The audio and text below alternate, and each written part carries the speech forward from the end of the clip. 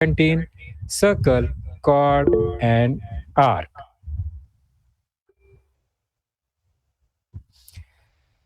तो सर्कल से रिलेटेड जो कंसेप्ट थे हम लोग को अच्छे से पता चल गया, उसको हम 2-3 मिनट में रिवाइज कर लेते हैं। तो आपको सर्कल का नाम सुनते ही कौन-कौन से पॉइंट्स याद आते हैं? तो हमको अच्छे से पता है कि सर्कल पहले बनता कैसे है।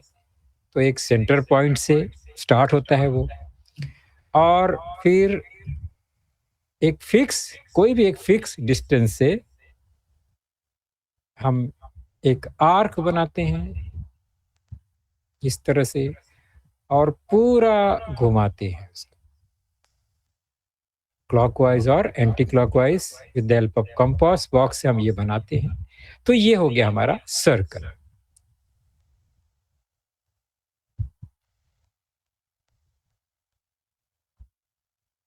ओके, तो सर्कल में रेडियस होता है। रेडियस का मतलब distance between centre point and a point on the circle.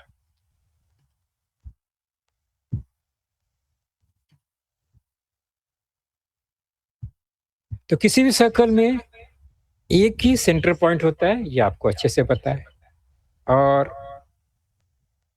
Infinite number of radius होता है। ये जितना भी पॉइंट हम सर्कल पे देख रहे हैं, वो हर पॉइंट से एक रेडियस बनता है। तो कितना पॉइंट है? बहुत सारे पॉइंट है, तो बहुत सारे रेडियस बन सकते हैं। एक पॉइंट ए है तो एक रेडियस ए ओ, और O A is a radius. Segment O A similarly जितना भी पॉइंट हम इस पे बना सकते हैं, हर पॉइंट से एक एक रेडियस बनता है। ये हमने लास्ट टाइम सीखा था, इसलिए मैं थोड़ा सा फास्ट फॉरवर्ड करूंगा। So these are the radii of the circle. Okay, तो इनफाइनाइट नंबर है, ये आपको अच्छे से पता है। तो रेडियस का रिलेशन सेंटर पॉइंट से होता है और पॉइंट ऑन द सर्कल, ये दोनों पॉइंट का जो डिस्टेंस है या उससे जो सेगमेंट बनेगा वो रेडियस होता है। अब दूसरा है हमारा इसमें जो पार्ट है रेड सर्कल का, वो है दो पॉइंट जो वो किस पे है? सर्कल के ऊपर, points on the circle. The distance between the two points on the circle और the segment created by 2 points on the circle is called its chord। हमारा जो चैप्टर है chord, circle, chord and arc. तो chord क्या है? chord ये है, आपको पता है। ये पॉइंट आर एस, उससे हमारा सेगमेंट आर एस बन गया, और वो है chord of the circle. Similarly बहुत सारे पॉइंट्स है सर्कल पे, तो बहुत सारे chord बन सकते हैं, ये आपको पता है। खास बात क्या है कि सभी जो chords है, all chords are not same length of not same length, यानी सभी कॉर्ड जो है वो सेम लेंथ का होगा ऐसा कोई जरूरी नहीं है। वो छोटा बड़ा हो सकता है, तो वो सिमिलर और कॉन्ग्रुएंट होगा, एक कोई जरूरी नहीं है। उसमें एक कॉर्ड है जो सबसे बड़ा होगा, लॉन्गेस्ट कॉर्ड है, उसको हम स्पेशल नाम से बुलाते हैं, जिसका नाम है डायमीटर। डायमीटर क्या है? वो भी एक स्पेशल कॉर्ड ही है, लॉन्गेस्ट कॉर्ड है, और वो सेंटर से पास होता है, इसका नाम है diameter.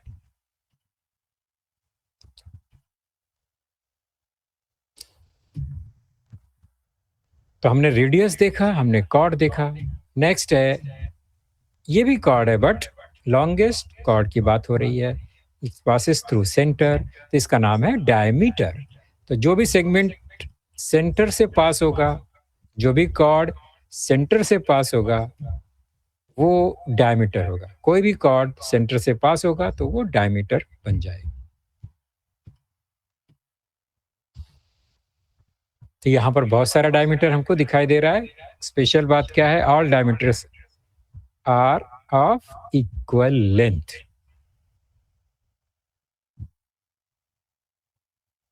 All diameters of a circle are of equal length. ये तो क्लियर हो गया. तो हमने रेडियस देखा, हमने कॉर्ड देखा, हमने डायमीटर देखा. ये हमें लास्ट टाइम देखा था. उसमें और एक पार्ट आता है, कौन सा, जो सेंटर पॉइंट से रिलेटेड है. Angle on its centre point. ये आप देख रहे हैं, दो रेडियस और उससे ये सेंटर पॉइंट से एक एंगल क्रिएट हो गया. इस एंगल का नाम है सेंट्रल एंगल. आपको पता है ना, हमने लास्ट टाइम इस पे बात की थी. ये सेंट्रल एंगल, नाम से ही मालूम पड़ता है सेंट्रल एंगल मतलब वो सेंटर पॉइंट से रिलेटेड है.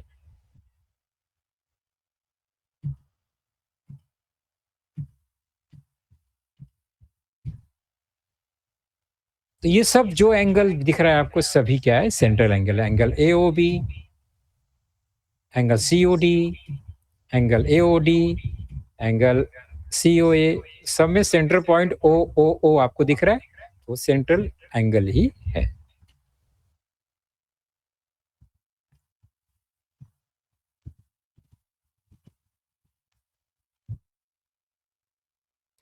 दूसरा पार्ट आ गया हमारा आर्क. आर्क क्या है? तो arc is nothing but a part of its circumference. ये देखो, सर्कल का सर्कमफेरेंस का पार्ट है.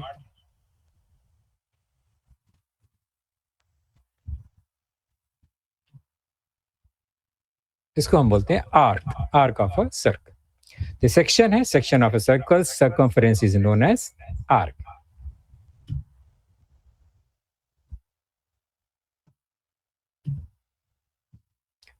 नॉर्मली आर्क को हम 3 पॉइंट से लिखते हैं. Arc AXB. AB आर्क का एंड पॉइंट है, बीच में कोई भी सेंटर में एक पॉइंट लिखते हैं, उसका नाम फिर लिखेंगे आर्क AXB. यहां पर इस फिगर में आर्क CYD. आर्क का मेजरमेंट कैसे पता करेंगे? तो आर्क का जो मेजरमेंट है वो क्या होता है, that is equal to its corresponding central angle. तो वो आर्क के एंड पॉइंट से सेंटर पे जो एंगल है वो सेंट्रल एंगल है, और उसका मेजरमेंट और आर्क का मेजरमेंट सेम होता है. The measurement of the arc is equal to the measurement of its corresponding central angle. ये ध्यान रखेंगे, सेंट्रल एंगल का जो मेजरमेंट है वही उसके करस्पॉन्डिंग और अपोजिट आर्क का मेजरमेंट होता है. अगर सेंट्रल एंगल 80 डिग्री का है तो आर्क का मेजरमेंट भी 80 डिग्री होगा. सो measurement arc AXB is also 80 degree.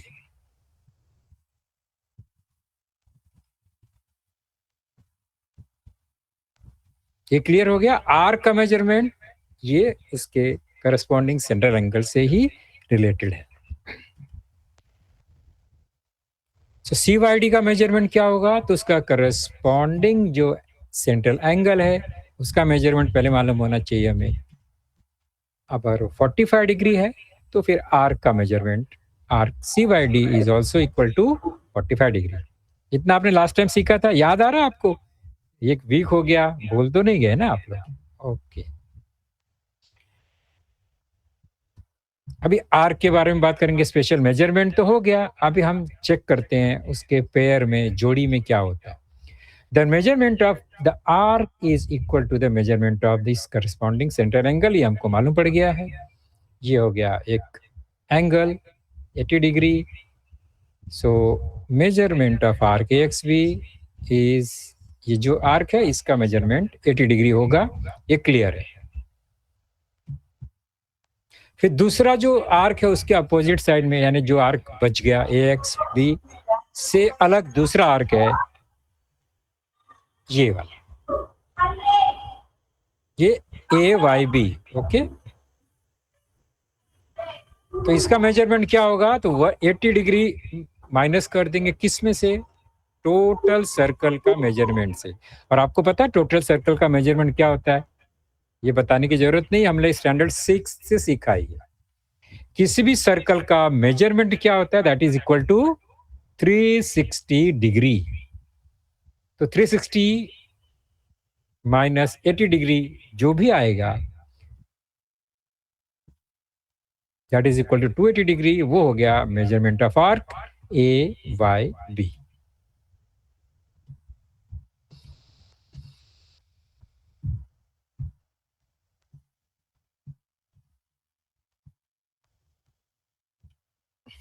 Clear? तो ये जो दो आर्क है, कौन सा, एक A X B and A Y B, दोनों का जो स्टार्टिंग पॉइंट और एंड पॉइंट वो ए बी पॉइंट है। पॉइंट ए बी से दो आर्क बनता है, ओके। और ये दोनों आर्क का जो सम है वो मेजरमेंट वो 360 डिग्री होगा। एक बड़ा आर्क है, एक छोटा आर्क है, एक 80 डिग्री है, एक 260 डिग्री है। दोनों को ऐड करेंगे तो पूरा सर्कल बन जाता है। तो ऐसा जो भी आर्क है जिसको हम ऐड करेंगे तो सर्कल कंप्लीट हो जाता है। They are corresponding arcs to each other. हम कहते हैं when the sum of the measurement of two arcs of circle is 360 degree, these arcs correspond to each other. जब हम बोलेंगे करस्पॉन्डिंग आर्क है, इसका मतलब दोनों का सम 360 डिग्री होगा। तो एक 100 होगा तो दूसरा 260 होगा, एक 200 है तो दूसरा 160 होगा, है ना। एक 150 है तो दूसरा 210 होगा। इस तरह से दोनों का जो सम है वो 360 ही होना चाहिए, ओके।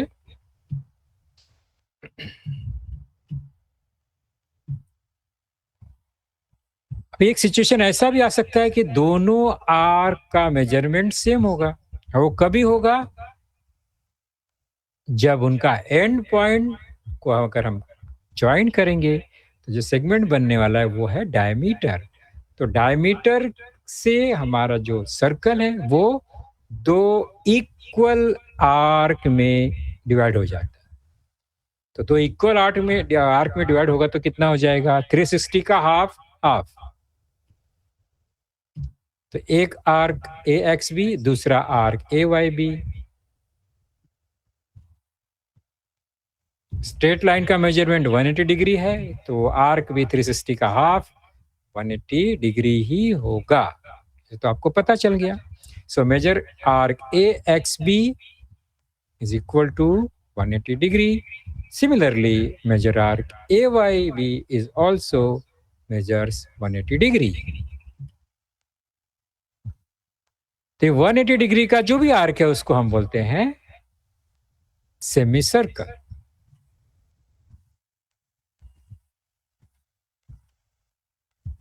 सेमी सर्कल का मतलब होता है सर्कल का हाफ और उसका मेजरमेंट होगा 180 डिग्री। तो यह पॉइंट हमारा एंड हुआ। अब हम चलते हैं दूसरा। अगर वो 180 डिग्री और सेमी सर्कल नहीं है तो फिर वो क्या होगा, कोई एक मेजर आर्क होगा, कोई एक माइनर आर्क होगा। मेजर आर्क मतलब 180 से उसका मेजरमेंट ज्यादा, माइनर आर्क का मतलब होता है उसका मेजरमेंट 180 डिग्री से कम। The arc that measures more than 180 degree वो मेजर आर्क हो गया। तो major arc A X B, if major arc AXB is equal to 260 degree, that is greater than 180 degree, तो ये हो गया major arc. So arc AXB is a major arc. Again major arc AYB 100 degree हो गया, फिर वो 260 है तो दूसरा 100 हो गया और उसका मेजरमेंट लेस देन 180 है, so it is called minor arc. Arc AYB is a minor arc. और मेजर आर्क माइनर आर्क दोनों का यहाँ पर हमने सम किया वो है 360 डिग्री, तो they are corresponding to each other. So we can say minor arc is the corresponding major of major arc. नाम क्या लिखेंगे, जो भी आपके अगर नाम है वो लिखो, बट दोनों का सम कितना होगा, 360 डिग्री।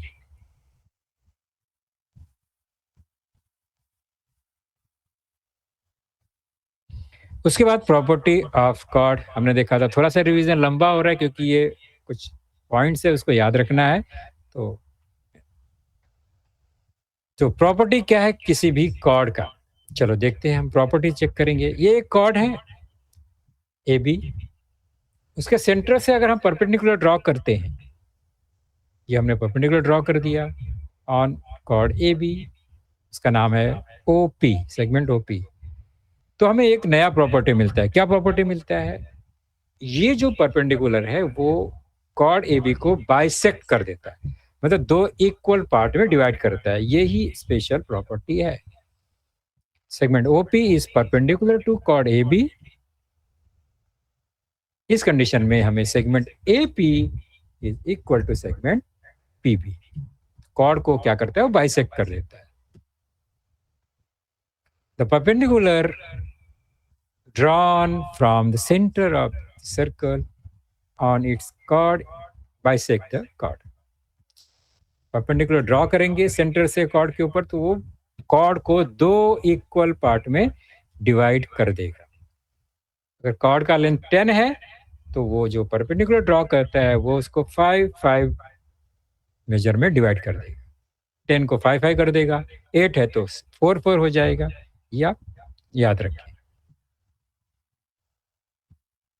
इसका अपोजिट क्या हो गया? अपोजिट मीन्स हम इफ और व्हेन और देन, ये जो इसको रिवर्स कर देंगे तो क्या कंडीशन मिलेगा कि कोई भी एक सेगमेंट जो ओपी है, मतलब सेंटर से हमने कॉर्ड को ज्वाइन कर दिया, परपेंडिकुलर है या नहीं हमको नहीं मालूम, बट हमने इसको ज्वाइन कर दिया और हमने ये देखा कि वो जो कॉर्ड है वो दो इक्वल पार्ट में डिवाइड हो गया। तो फिर क्या कंडीशन मिलेगा? Then we find that OP is perpendicular to AB। तो बाइसेक्टर से परपेंडिकुलर हमें डिसाइड करना है और परपेंडिकुलर से बाइसेक्टर डिसाइड करना है। ये है property of chord of a circle. The segment joining the center of a circle and midpoint of its chord is perpendicular to the chord। ये प्रॉपर्टी यूज करके हमें अभी एक्सरसाइज सॉल्व करना है। ये दोनों प्रॉपर्टी एक जैसा ही है। एक जैसा ही का मतलब खाली हमने को सेंटेंस को जो है वो आगे पीछे एडजस्ट करना है। The perpendicular drawn from the centre of a circle to its chord bisect the chord. Perpendicular है तो वो बाइसेक्टर है, दूसरा बाइसेक्टर है तो वो परपेंडिकुलर भी है। The segment joining the center of a circle and the midpoint of its chord is perpendicular to the chord। चलो हम एग्जांपल देखेंगे तो आप जल्दी समझ में आएगा आपको। आप लोग रेडी हो? एग्जांपल 1 पेज नंबर 115 पर है। In a circle with centre O, segment PQ is a chord of a length 7 centimeter। Segment O is perpendicular to chord PQ। ये स्टेटमेंट ध्यान रखो। Segment OA is perpendicular to chord PQ। Then find length AP। चलो हम picture देखते हैं। ये figure हमारा सर्कल, सेंटर O, chord PQ, उसका length 7 centimeter and A perpendicular from center OA। ये परपेंडिकुलर है, ओके।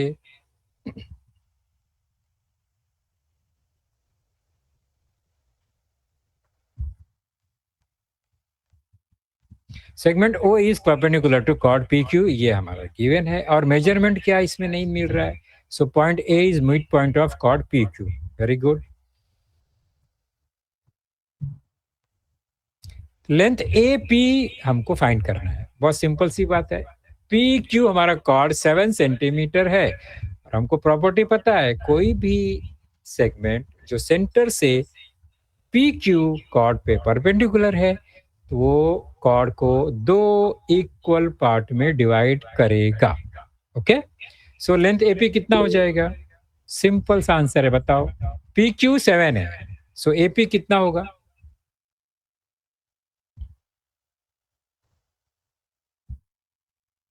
आप लोग मैसेज बॉक्स में मैसेज लिख सकते हैं, माइक ऑन कर लीजिए, आंसर दे सकते हैं।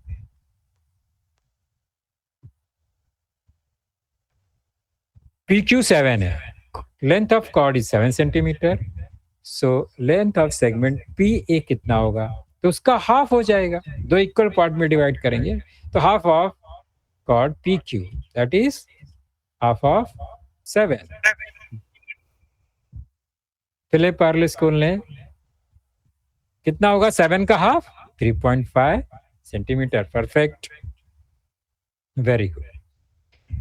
तो ये हमने प्रॉपर्टी का यूज किया और डायरेक्ट आंसर हमने फाइंड कर लिया। 7 लेंथ है कॉर्ड का, तो उसका हाफ हो जाएगा। Okay, PA and AQ is half of chord PQ, that is half of 7 equal to 3.5 centimetre.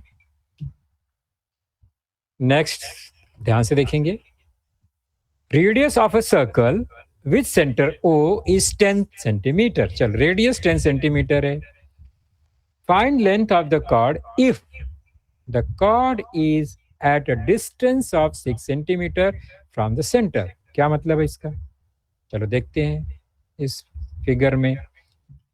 सबसे पहला सेंटर है और ये एक रेडियस है और ये कॉर्ड है। रेडियस 10 सेंटीमीटर है हमारे क्वेश्चन में, और ये जो कॉर्ड है वो सेंटर से 6 सेंटीमीटर डिस्टेंस पे है। इसका मतलब क्या हुआ? Chord AB is at distance of 6 centimetre, मतलब O से AB का जो डिस्टेंस है वो 6 centimetre, that is OP is equal to 6। आज बात समझ में आ रही है? अगर हमने ये फिगर आउट कर लिया तो फिर हमारा क्वेश्चन और इजी लगने लगेगा। ओके, मैं फाइंड क्या करना है? Find the length of the chord. हमें लेंथ AB फाइंड करना है।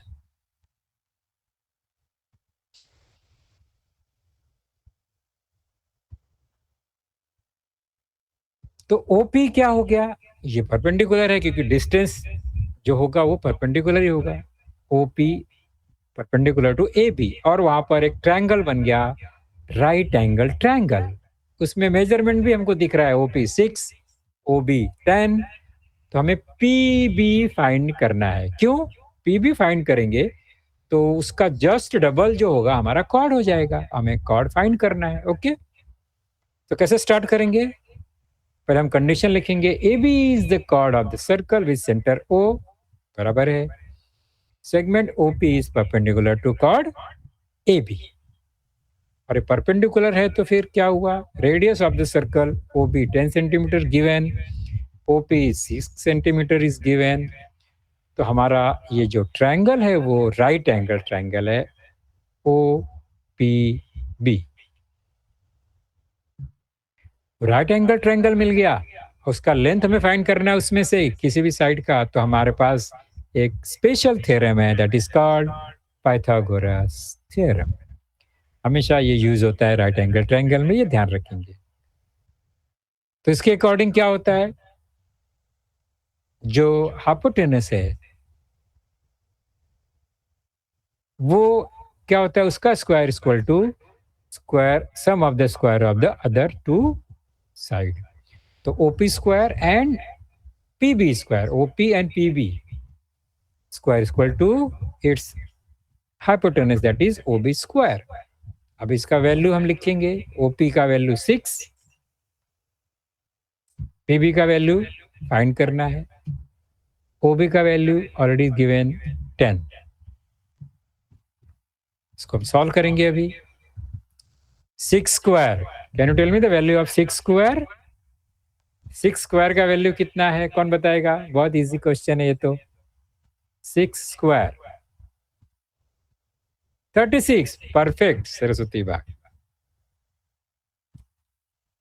तो हम दो तरीके से सॉल्व कर सकते हैं। हम लोग 6 स्क्वायर का वैल्यू पहले लिखेंगे और बाद में क्वेश्चन को बैलेंस करेंगे, और हम पहले क्वेश्चन को बैलेंस कर लेते हैं। हम लोग ट्रांसफर किया हमने, PB square equal to 10 square minus 6 square. अभी हम वैल्यू लिखते हैं। ओके, 10 स्क्वायर का वैल्यू कितना हुआ? What is the value of 10 square? 100 minus 6 square, that is 36। आपने पहले बताया। चलो 100 माइनस 36 क्या मिलेगा? 100 minus 36 64. Very good. So we get the value of PB square is 64. Very good.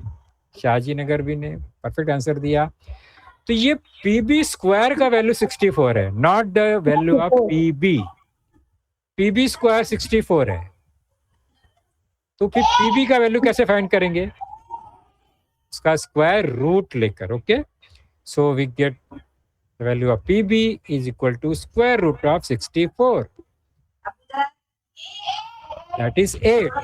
एकदम परफेक्ट. और उसका यूनिट हमारे क्वेश्चन में सेंटीमीटर है.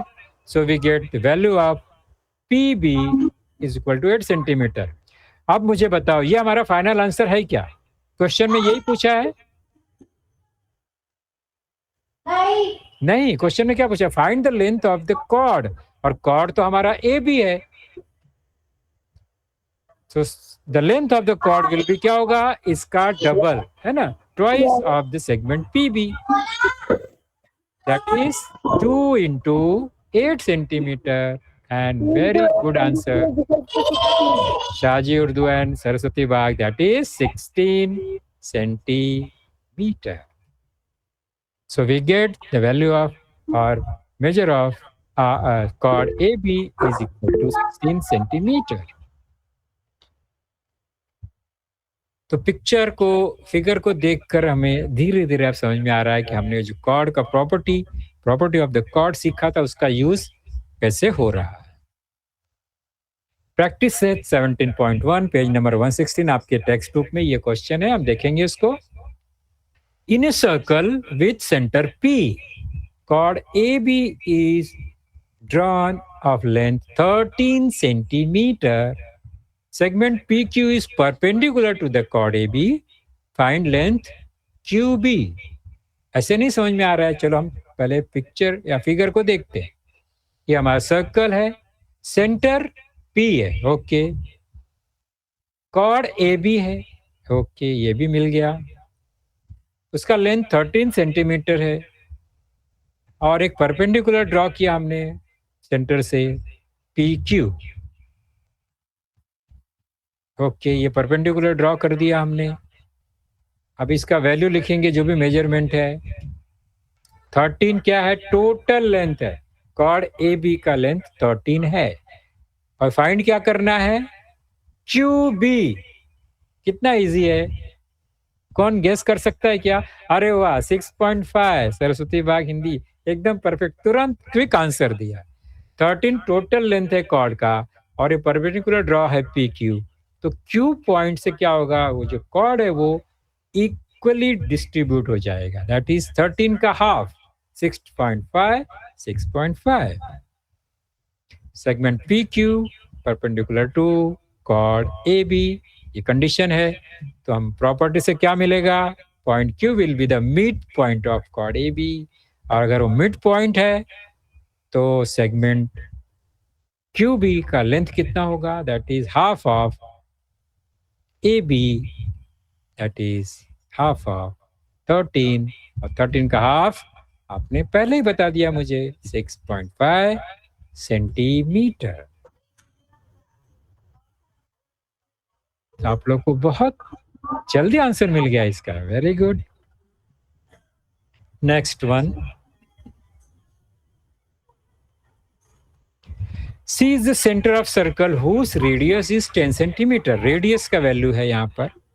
Find the distance of the chord from the centre if the length of the chord is 12 centimetre. तो radius का length मालूम है, कॉर्ड का लेंथ मालूम है. फिर तीसरा डिस्टेंस फ्रॉम द सेंटर हमें फाइंड करना है. तो ये हमारा सर्कल है, पॉइंट सेंटर जो है C है. कोई भी एक कॉर्ड बनाएंगे, उसका नाम लिखेंगे हम AB. उसका distance from centre that is CP. यही हमको फाइंड करना है. Okay, length CP. क्या क्या वैल्यू हमारे पास है? तो AB is equal to 12 centimetre, radius equal to 10 centimetre. CP find करना है। कैसे फाइंड कर सकते हैं? कोई आइडिया? लॉजिक लगाओ। तो हमें ये ट्रायंगल को देखना है। ट्रायंगल सीपीए और एपीसी वो राइट एंगल ट्रायंगल है। हमें वहां पर पाइथागोरस थ्योरम यूज करना है। बहुत सिंपल सी बात। Segment CP is perpendicular to chord AB. चलो ये भी पता चल गया। Point P is mid point है, कॉर्ड एबी का मिड पॉइंट है। तो लेंथ ए बी 12 है। So what is the length A P? Can you tell me what is the length A P? Total A B 12 centimetre है, तो A P कितना होगा? 6। Very good. Half of chord A B. Very good. That is half of length A B, that is equal to half of 12 and we get 6 centimetre. चलो, तो हमको A P 6 मिल गया। वो कहां पर है? ए पी उस ट्रायंगल का एक पार्ट है। ओके, 6 मिल गया हमने। तो फिगर को ध्यान से देखेंगे। ट्रायंगल एपीसी कहां पर है? ये है हमारा येलो कलर का ट्रायंगल। ये हो गया राइट एंगल ट्रायंगल। तो पाइथागोरस थ्योरम से हमें ये एक लेंथ सीपी मिल जाएगा। Okay, according to Pythagoras theorem हम वैल्यू लिखेंगे। A C square equal to A P square plus C P square. ये हमको अच्छे से पता है, याद कर लो इसको। ए सी का वैल्यू 10, ए पी का वैल्यू 6, पी सी का वैल्यू फाइंड करना है। चलो, कौन सा मेथड से सॉल्व करेंगे हम पहले इक्वेशन को यहीं पर बैलेंस कर लेते हैं। पीसी को एक साइड रखा, बाकी वैल्यू को एक साइड ट्रांसफर कर दिया। So we get 10 square minus 6 square. चलो, 10 स्क्वायर का value 100। Very good. Minus 6 square 36। Difference 64। अरे वाह। तो again we get PC square equal to 64। तो पीसी का वैल्यू क्या होगा? कैसे फाइंड करेंगे? Very good. Square root of 64 that is equal to 8 centimetre. So we get length PC is equal to 8 centimetre. यही हमको फाइंड करना था। ओके, तो हम फिगर को अगर ऑब्जर्व करेंगे तो हमें बहुत सारा आइडिया वहां पर मिल जाता है।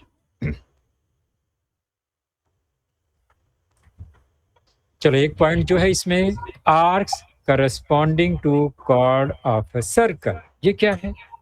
आर्क और कॉर्ड का रिलेशन।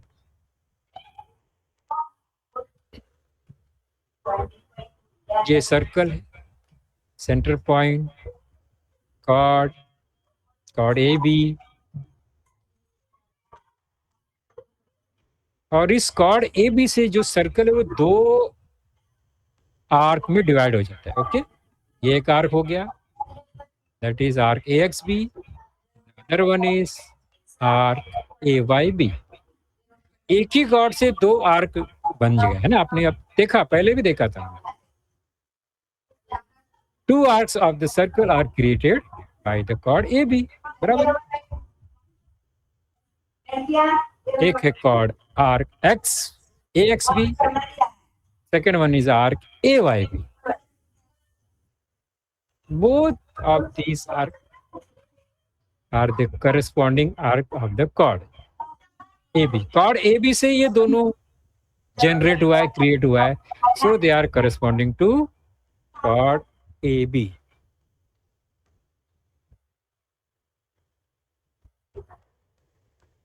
और इसमें मेजर आर्क माइनर आर्क क्या होता है ये आपको हमने पहले ही बता दिया है।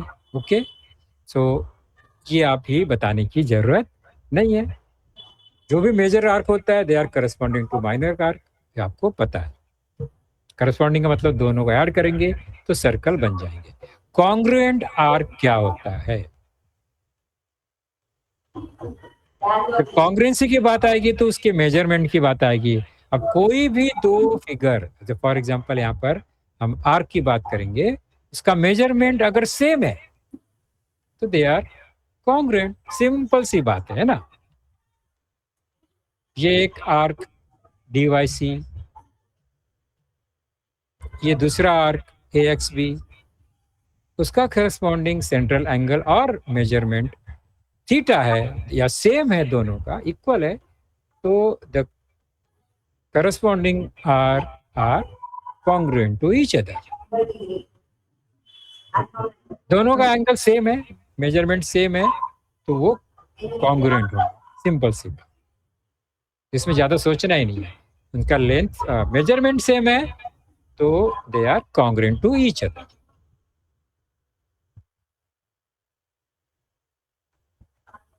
If the measurement of the two arcs of the circle are same, then two arcs are congruent. एक कंफ्यूजन बच्चों मैं आपको बता रहा हूं, मेजरमेंट की बात हो रही है। मेजरमेंट कैसे पता चलता है? उसके सेंट्रल एंगल से, मतलब यहाँ पर एंगुलर मेजरमेंट की बात हो रही है। एंगल का मेजरमेंट सेम है तो आर कॉन्ग्रुएंट है। अभी एक सर्कल, बड़ा सर्कल है, एक छोटा सर्कल है।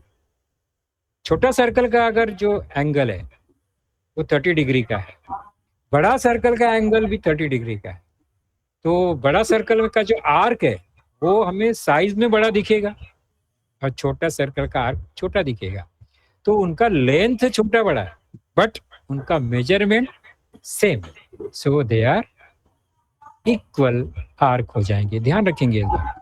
तो उनका मेजरमेंट का मतलब होता है डिग्री में जो मेजरमेंट है उसकी बात हो रही है, सेंटीमीटर में लेंथ मेजरमेंट नहीं है। लेंथ ऑफ आर्क अलग है, मेजरमेंट ऑफ आर्क अलग है, ये आप ध्यान में रखो। ओके, लेंथ ऑफ आर्क जो है वो सरकमफ्रेंस का लेंथ के हिसाब से होता है। सरकमफ्रेंस का लेंथ हम सेंटीमीटर में लिखते हैं ना, लेंथ ऑफ सरकमफ्रेंस कैसे फाइंड, सेंटीमीटर में आता है।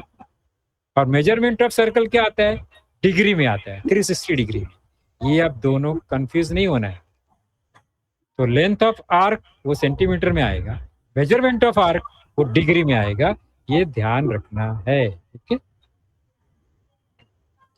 तो ये मेजरमेंट की बात हो रही है यहाँ पर, ये ध्यान रखेंगे।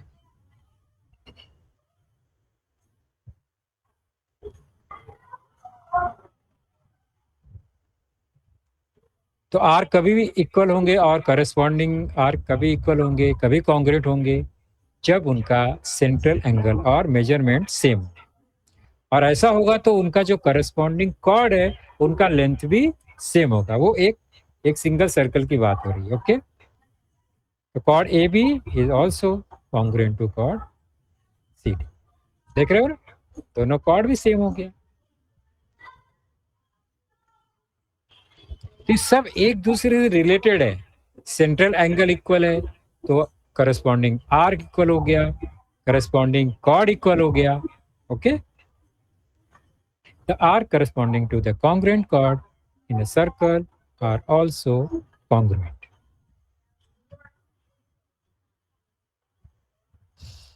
सेवनटीन पॉइंट टू में एक क्वेश्चन है, इसको देखते हैं फिर हम सेशन अपना एंड करेंगे।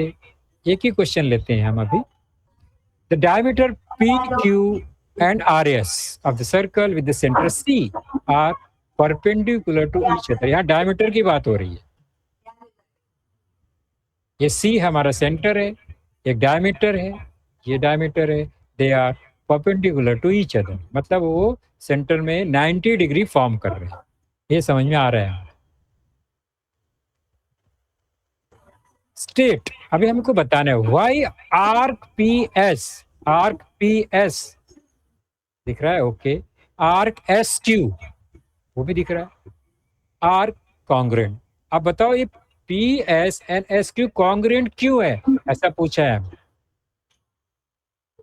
Right the other arcs which are congruent to arc P S, और दूसरा कोई आर्क बताओ that is congruent to P S.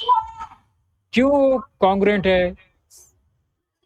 Arc, उनका करस्पॉन्डिंग सेंट्रल एंगल का मेजरमेंट चेक करो तो दे आर 90 डिग्री, परपेंडिकुलर है ना, राइट एंगल है, तो दोनों का मेजरमेंट 90 है, तो फिर उसका करस्पॉन्डिंग आर्क भी सेम होगा। Diameter P Q is perpendicular to diameter R S. हमने स्टेटमेंट देखा, ये the angle form by the centre C are right angles, सब राइट एंगल है। Major arc P S 90 degree, major arc S Q is also 90 degree, तो दोनों का measurement same है, so we can say they are congruent to each other. बाकी भी जो arc है, छोटा छोटा जितना भी आर्क है, वो सब भी 90 डिग्री दिख रहा है। हम लिख सकते हैं अदर, दूसरा और कौन कौन सा आर्क है जो सिमिलर टू पी एस, तो P S equal to arc S Q,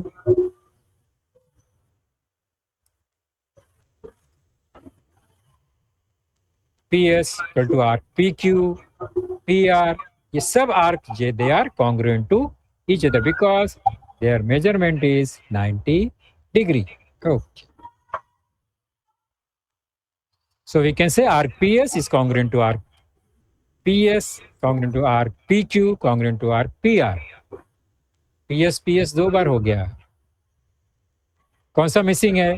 कौन सा आर्क मिसिंग है बताओ? मैंने PS दो बार लिखा है, इसमें कौन सा आर्क मिस हो गया है? PS PS PQ PR, कौन सा इसमें से एक आर्क मिसिंग है? आर एस, वेरी गुड, मैं इसको ठीक कर देता हूं आपके सामने, मैं आर एस करता हूं। ओके,